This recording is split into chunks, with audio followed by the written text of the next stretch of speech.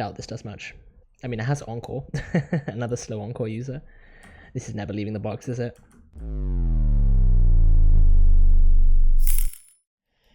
We're switching to Sun now. This is an Intimidate Overquill. We don't really care about the Intimidate, because Ape does monkey things and just overheat kills this in the Sun.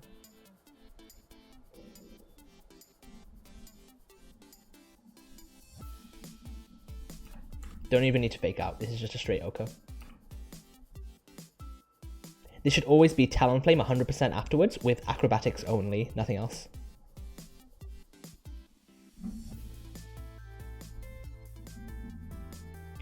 We're going to do a quick pivot through Dreadnought to take the Acro and bait only Solar Beam afterwards.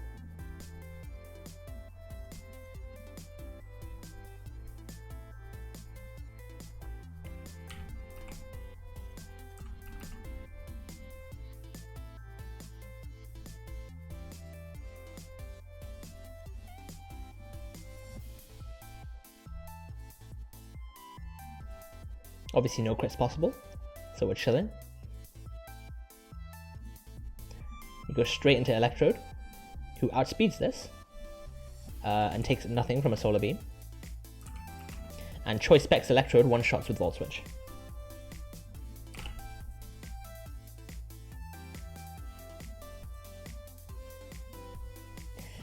My Electrode is modest, so this is not a range.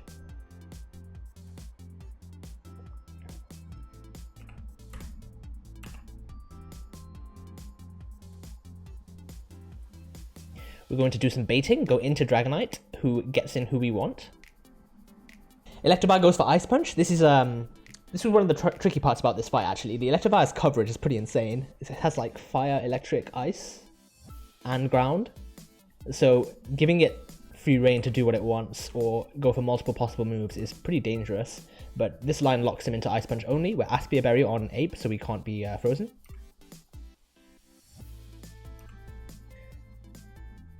Ape comes in, fake out overheat kills.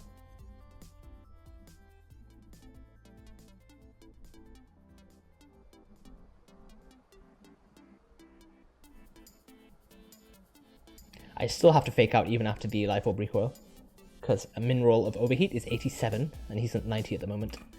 So fake out, overheat, and what's beautiful about this is that the next Pokemon that we're baiting in is always Venusaur.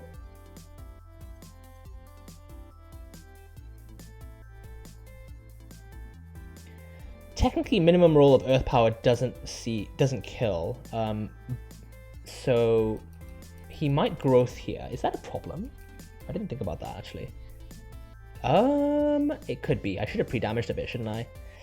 Okay, let's not see exactly minimum roll Earth Power into Growth. It's very unlikely. It's probably like only a few % chance for it to do that. Let's see Earth Power. Don't Growth. Yeah, I think if it Growths, that is a problem actually. Perfect.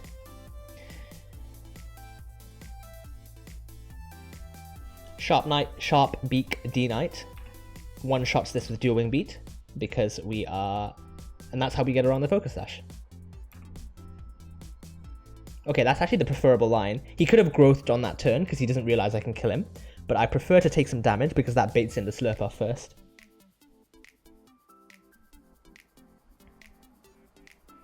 This is now Slurpuff, guaranteed Dazzling Gleam, which is the better line.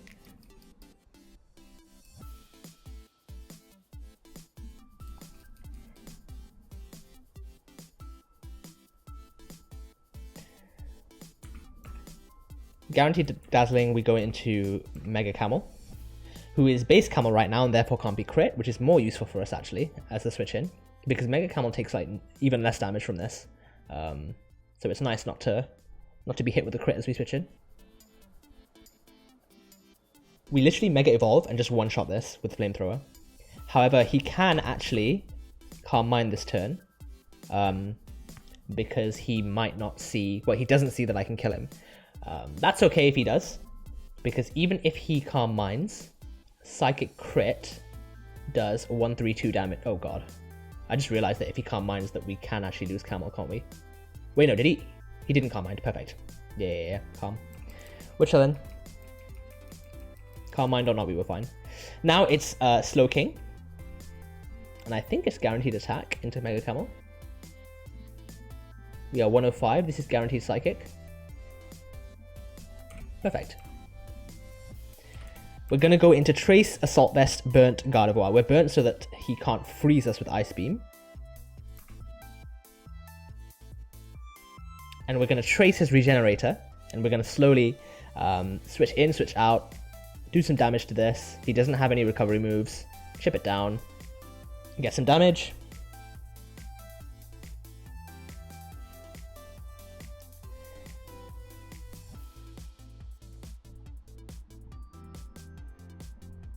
And because we're Regenerator, we switch out and get a third of our health back. And we basically pivot this, and he can never kill us, because we keep tracing Regenerator, and we keep getting back 1/3 of our health. And we beat this with Assault Vest and Regenerator Gardevoir. As you can see, we're higher health than we left out. We just chip this away. I think this is guaranteed 3 KO anyway. Yeah, it is. About to run it at this point. Alright, Swimmer Zaya. You gave me a lot of trouble in the calc. Let's hope that I've done this right. Triathlete Zaya. Starts off with the Komala. This thing is like the least problematic member of her entire team. I guess it does present problems because it locks you into certain leads. So Choice banned Urshifu. One-shots this with Wicked Blow. Is this the first time I'm clicking Wicked Blow? It might be. Ah, what a... I love that animation. Team Rocket blasting off again! Guaranteed crit. Love it. Okay, so this is guaranteed to be Charizard. And we didn't close combat there because we don't want to get any drops and we don't want this to click Solar Beam.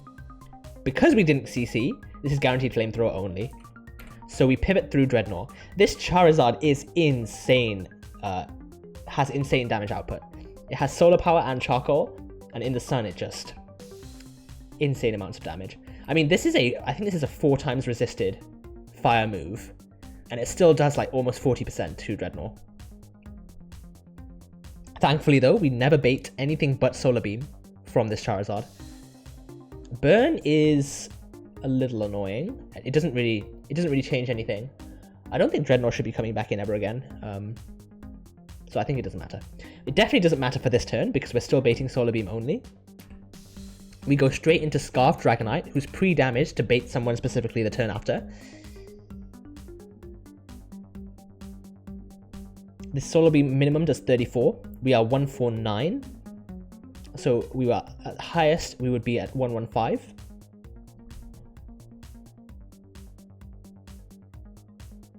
And the reason I wanted to be 115 is so I can guarantee multi-attack.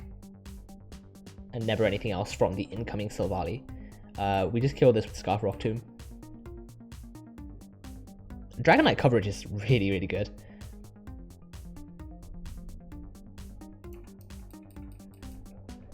So this is Silvally, and one of the things that I had a lot of trouble with in this line was getting the Silvally to specifically click one move only. Because it has Explosion, it has Flamethrower, Grass Pledge, and Multi-Attack. So it has both physical and special coverage, and quite a wide range of type coverage. So this bit was one of the most difficult parts, but once I got this, the rest of the line kind of came together. This is guaranteed Ghost Multi-Attack. This is a Ghost Silvally.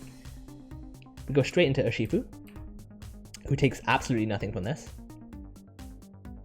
Urshifu is a safe switch into this so long as this doesn't explode, and that's why we were pre-damaged so that he never exploded and always went for the slow kill instead.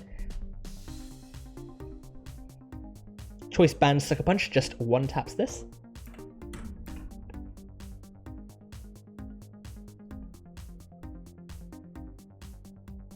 I always felt like for such an endgame move, Sucker Punch has quite a basic animation. This is Gliscor, and it's only ever acrobatics, which is really, really good. He's never going to Swords Dance. He's always going to go for the fast kill. It is a fast kill. and we're going to use our newly caught Avalugg. I mean, originally the plan was to go into Dreadnought to burn the Acrobatics flying gem and then go into Cloister. But if I got crit on the EQ on Cloister and then crit on the Acro with Cloister, Cloister died. We still got off one Eye Shard though, and then Urshifu would have revenged with Sucker Punch. But this line with our newly caught Avalugg is much safer. We just go straight into him, actually. Yeah, he can literally never kill us even if he double crits. No need to even go through Dreadnought.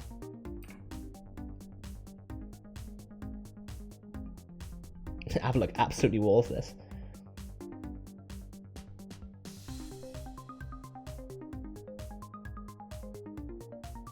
Okay. Yeah, I mean, look at that damage. And we one-shot this with Icicle Crash. He's going to Earthquake, he's never going to Swords Dance. It doesn't matter what health we end.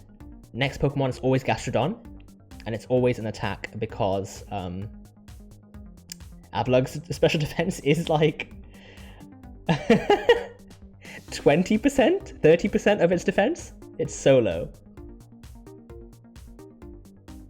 Okay, so this is the bit that's a bit, a little bit weird. Things have to go kind of well for us on this, because I was locked into certain Pokemon, so I couldn't bring who I wanted to bring for this Gastrodon, especially because it baits something that I don't want to bait from Primarina. My original plan was to go Alolan Executor, who wars this Gastrodon and just one-shots it with Leaf Storm. However, the damage that I take from Gastrodon means that Prim doesn't always click Moonblast, it can also click Weather Ball, and then I had no way of switching into either. It's quite difficult from that point. So this is Earth Power or Weather Ball. We go into Talonflame. Talonflame is burnt and is holding a Leper Berry. We are going to stall this out of Weather Balls. That's one. How many does this have? 10, I think, right? Yeah, it has 10. It's 10. He should have none left. I'm going to Roost this turn because he's guaranteed to recover, because he should have no Weather Balls left. Let's see the recover. I hope I counted this correctly. Okay, because he's either Earth Powering, Toxicking, or recovering here, because none of them work. Or he's switching. Let's see the switch. Okay, perfect. If he never switched, I could have been in trouble. Okay, this is perfect. This is guaranteed Moonblast at this HP with Dragonite. I'm at 112. He doesn't see anything else killing me but Moonblast. He's always going for Moonblast. We go straight into the Big B.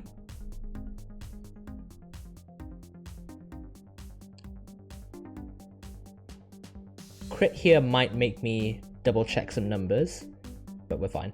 The risk with what I just did was if he never ever switched out, and to be fair, it's 50% each turn for him to never switch out.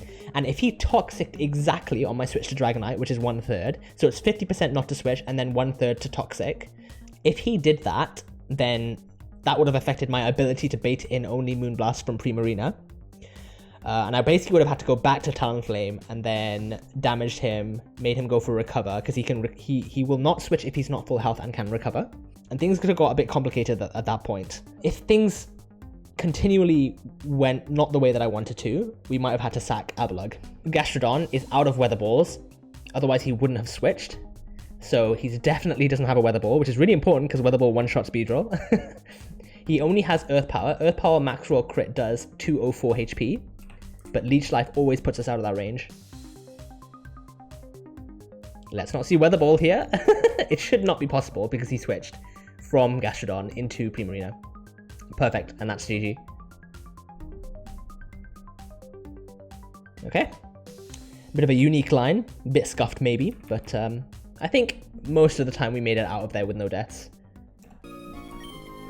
Okay, so second last fight of Erratic Weather. This one took me by far the longest. I think I spent more time on this one fight than I did on the rest of the Erratic Weather fights put together. I literally spent like 4 hours yesterday, and I kept getting so close. I had a line, and then it worked, and then I didn't work, and then I had a line, and then I thought it worked, and I was about to run it.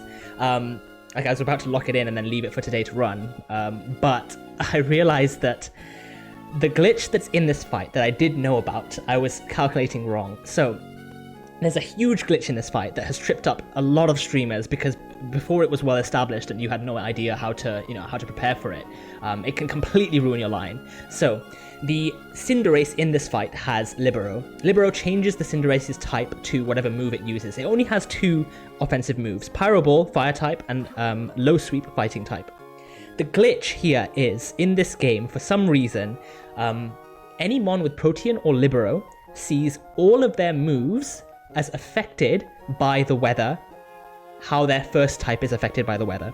So Cinderace is a fire type normally, so fire type in the sun gets 1.5, so Cinderace incorrectly thinks that all of its moves, including low sweep, is 1.5 times. It's really bizarre, and it was the bane of multiple of my lines. So initially I had what I thought was a safe, riskless line, that failed because of this glitch, and then I thought I had the perfect line, and then I realized that how I was doing things in the calc was wrong. To try and this is quite in depth, but to try and imagine how the AI calcs this glitch, I put Cinderace at +1 in the calc, but that's wrong because if you have Sun on in the calc, Pyro Ball already has the 1.5 to X. It's very in-depth reasoning as to what I was doing wrong in my planning here, but thank God I noticed, because if I didn't, I would have run it and probably lost multiple Pokemon, if not wiped. Every VOD I've seen of people doing this fight who made a mistake with this glitch lost like 3 Pokemon minimum. And they're like crazy Pokemon as well, because you have to bring some crazy mons to this fight, and so if you're losing mons in this fight, you're losing some really, really good tools. I've seen people lose Ursaluna here, Beedrill, it's horrible, it's horrible. So I went back to the drawing board, changed everything up, and I still couldn't figure out a completely riskless line. So instead, after about like 5 hours, I decided to just let myself accept 1 sacrifice. I get to the point where if it's affecting my mental this much, to try and find a sackless line, I just let myself have 1 sack, and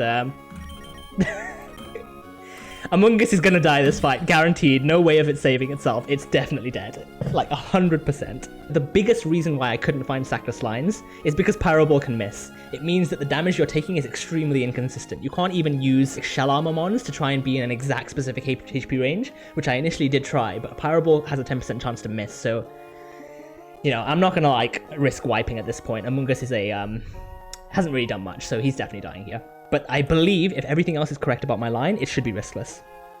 So let's run it.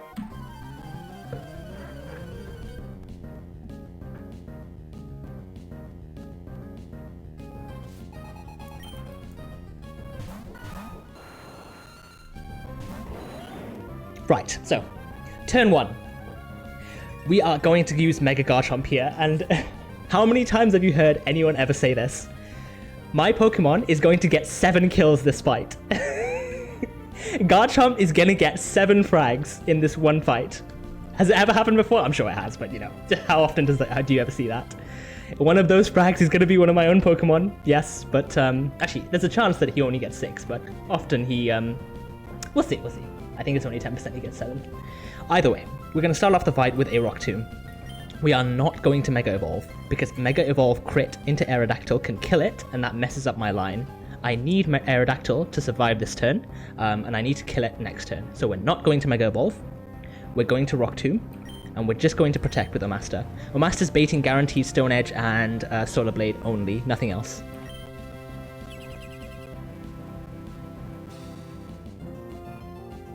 Okay. Stone Edge, perfect.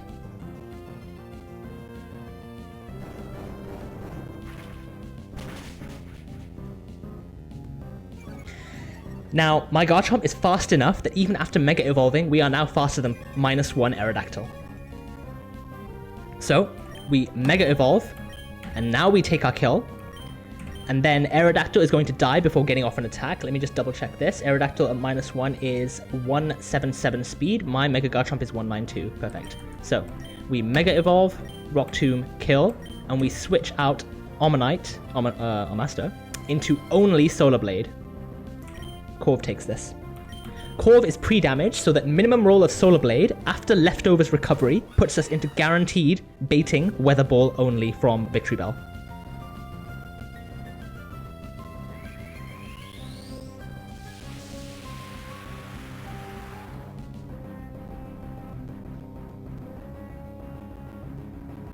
Okay, there's a Solar Blade. beautiful animation. I think that's so cool. Rock Tomb takes our kill.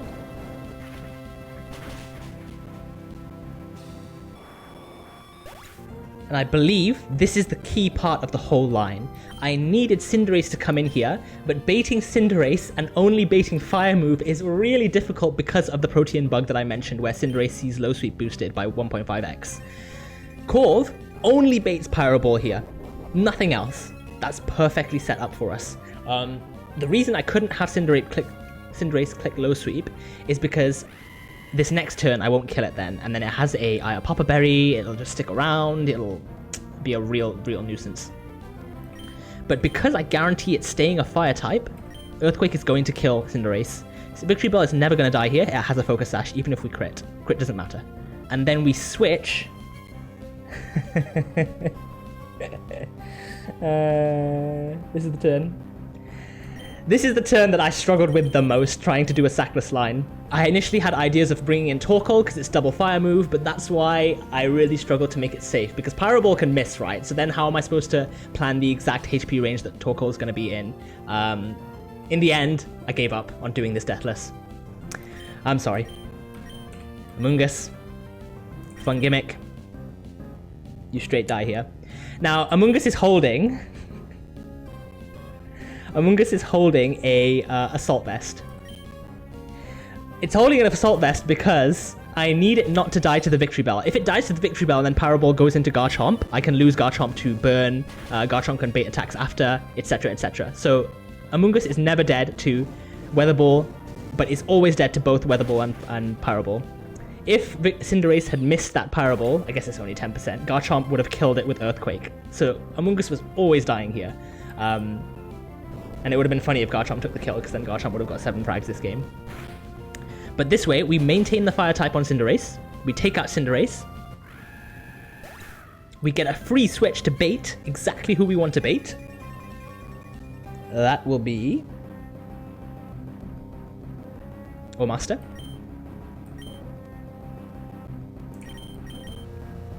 At this HP, 127, we bait minimum roll of Play Rough from Mimikyu.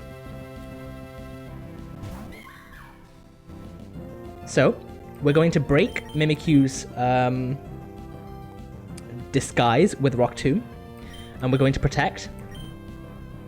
This is still only Solar Blade and Play Rough. The speed drop this turn doesn't really matter. Yeah, it doesn't really matter. We just want to break disguise. I didn't want to kill the Victory Bell this turn because it messes up baiting yet again, and the line that we have is fine.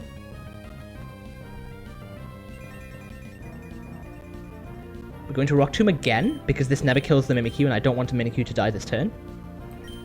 We're going to switch Omaster into Golisopod. Golisopod is pre-damaged so that the first Pokemon to hit it, which will be Victory Bell with Solar Blade, because Victory Bell is Chlorophyll and definitely outspeeds.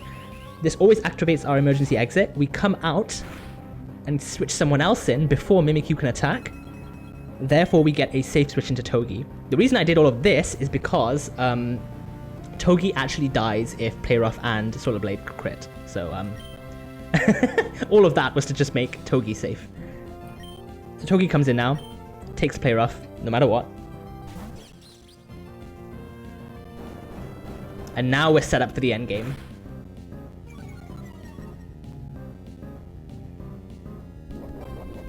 Fairy Gem is fine. Attack drop is fine, crit is fine. It's all okay.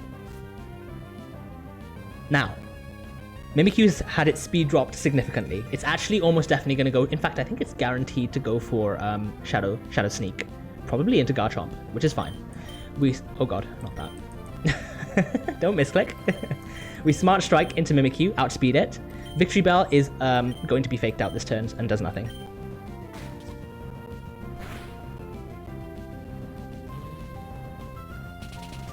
Shadow Sneak doesn't put us into any ranges that we need to worry about. Ciao! And he's gone. Okay, now. Togi baits in, not the Ursaluna, because it's faster, it baits in the Sharpedo. Now, Garchomp's Earthquake doesn't kill Sharpedo always. It does 90% minimum.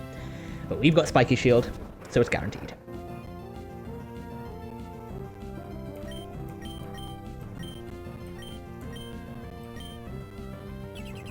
They're both targeting Togi. And we're left with one Pokemon, Ursaluna, and we can't lose to Ursaluna, because Ursaluna doesn't kill Chomp even with crits. Yeah, we're chilling at this point. We're just going to U-turn out, and then Chomp is going to get his 6th frag of the fight.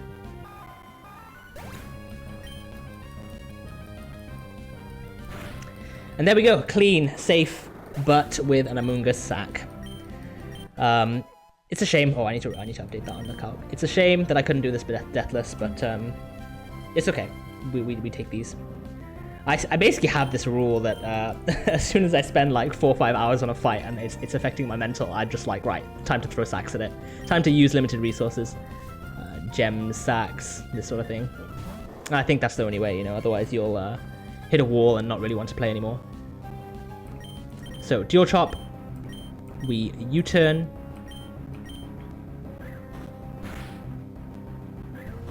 And this basically can't kill Garchomp or Corviknight. So, it's done. GG, Relianian. And respect to Amoonguss.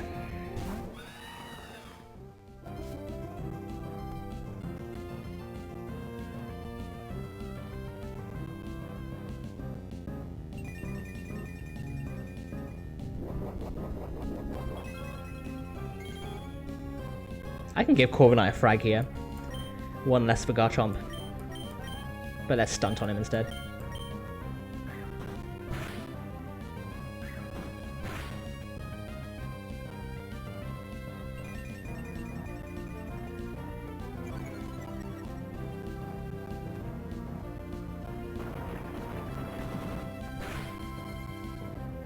God. That's pitiful damage.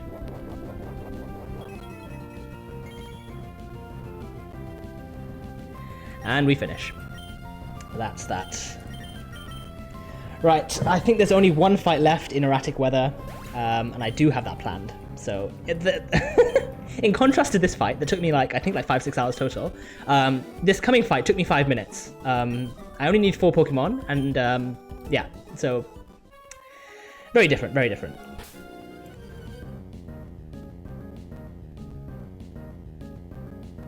Okay. Araquanid is going to try to set up Sticky Web on us, but we are Life Orb, Dreadnought plus attack, so we OHKO this with Rock Slide, and we outspeed, which is rare because my Dreadnought is Brave, so it hasn't outsped much this entire game, I'll be honest. And additionally, this sets up things quite nicely because the next Pokemon is guaranteed to click an electric move. It's going to be the Electros and it's going to be Thunder.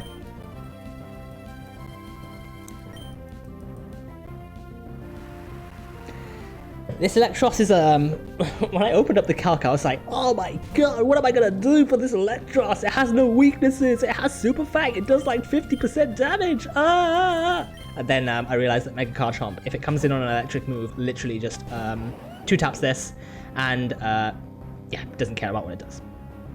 In fact, the Super Fang, 50% damage that is guaranteed this turn, sets things up even more perfectly for us. This doesn't see any of its moves doing more than 50%, so as I understand it, it should be guaranteed Super Fang right now. We outspeed. Dual Chop does minimum 60%, I think it is. This is Super Fang. We never killed in one hit, which is in one turn, which is important because I wanted to take this 50%. We kill with Dual Chop.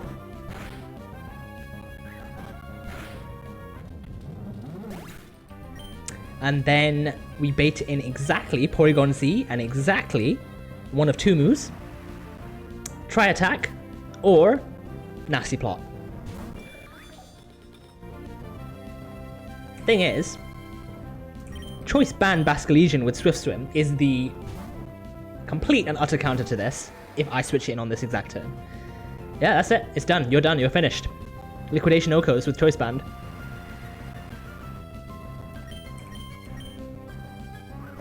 Brap this guy straight out of here. Then we've got exactly Scrafty, and I'm pre-damaged so it doesn't Dragon Dance, that's basically it. And we've used 3 Pokemon so far. We're going to get a free switch into our 4th, who's just going to finish off the rest of the fight.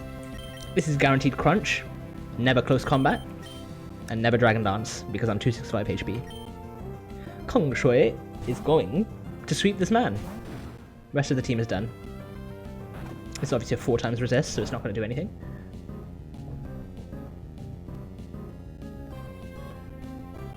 We're going to CC. This Oko's with black belt.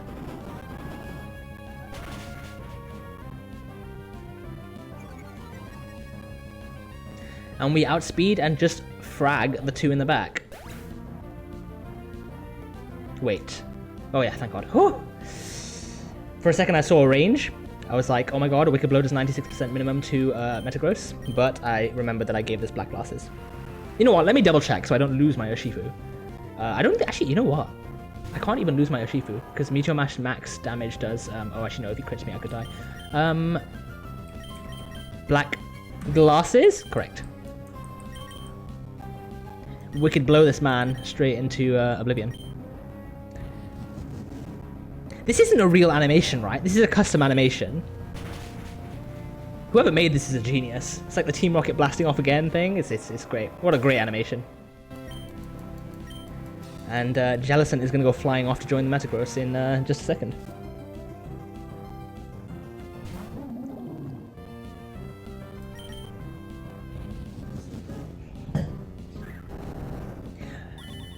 Right, that's that. Yeah, that was easy. 4-on-1 fight. And we are going to, because I cannot be bothered dodging these guys every single time I have to do this, I'm literally going to fight them. That's how I roll. I just do the optionals intentionally. You know, actually, you know that guy who I have surfed past multiple times now? This guy, it actually really annoys me that I haven't fought him. But the thing is, I feel like an idiot, like, wanting to fight him, because who's running into this, right? Like... But it annoys me. It annoys me so much. It annoys me every time I surf past him. Yeah, you know what? Pull up. Dude, if I lose, I think I might just, you know, quit everything. Just, I'm done. I'm finished at that point. First time anyone has ever fought this man in the entirety of Run Bun, probably. But I ain't leaving him untouched. Come on, bro. Come on. Oh, does anyone have Swift Swim? If so, I might be cooked. No. Okay, we're good. If Stun Space paralyzes me, lose con, lose con. Lose con. What am I actually gonna do? Don't static, don't do it. Easy. Easy. Easy. Get got, bro. We pulled up on him in his corner. Never before seen content. Forget new guy. Talk about new trainers, dude. Who else is streaming this kind of content? I feel safe now, you know? Safe, surfing past that man. Before I would get palpitations every time, seeing him in his little corner. Because if you do run into him, you just get laughed at though, you know what I mean? Imagine if you lost someone to that guy, compared to losing someone to other optionals. People will be like, how? How did you run into him? And there's no answer. There's truly no answer you can give to that scenario. You simply deserve the loss. Okay, first encounter in a while. Okay, Reuniclus it is. Nice. Nice, nice, nice. Alright, what do we call this? Which is like Amniotic and Organelle. Not like I'm going to be using this much anyway. I think. Right, let's have a look. Magic Guard Hasty. Nice. And by nice, I mean this is definitely not what you want on a Reuniclus. Plus speed for a base 30 speed Pokemon? You love to see it, you love to see it. 17 special attack is fine though, above average. You probably want defenses on this though, don't you? It is what it is. I'm gonna get our Sky Pillar encounter. I decided I'm just gonna go on the normal base floor. I'm pretty not very fussed about what we get, to be honest. I'm pretty happy with my box so far. There's not really particularly anything I'm looking for apart from Latios, which we'll talk about later.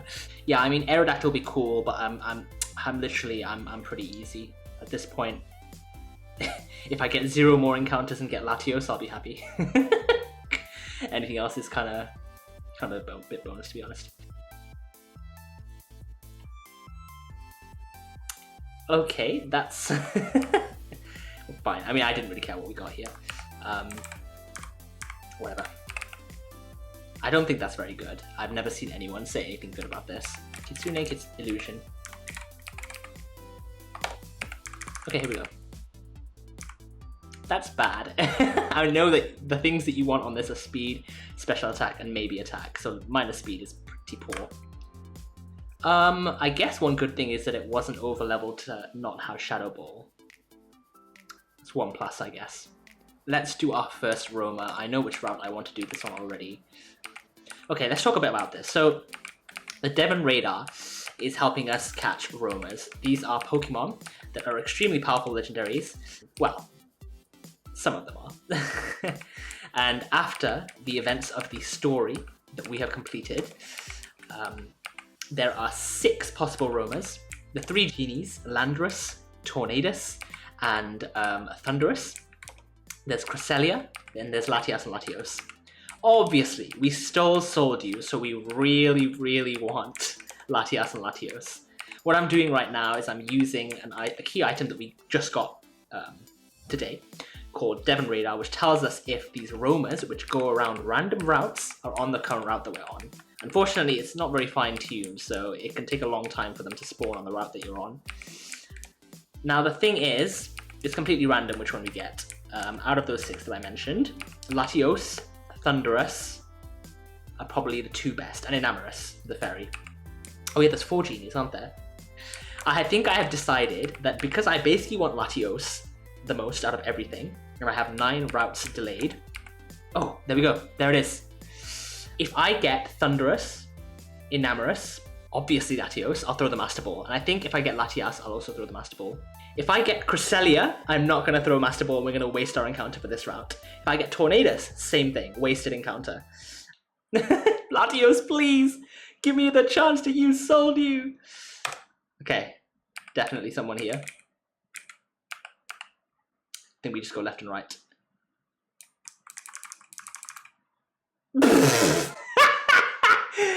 No!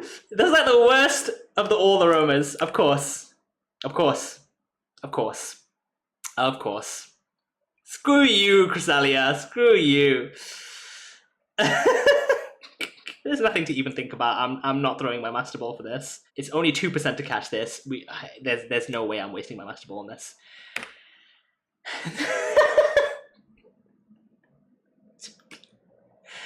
Oh, of course. Of course. The haters who are saying I'm gonna get like 9 Cresselia in a row. It's coming true. It's coming true. We've got 8 more routes to do this on, but you know, god damn it. God damn it. God damn it. Ah!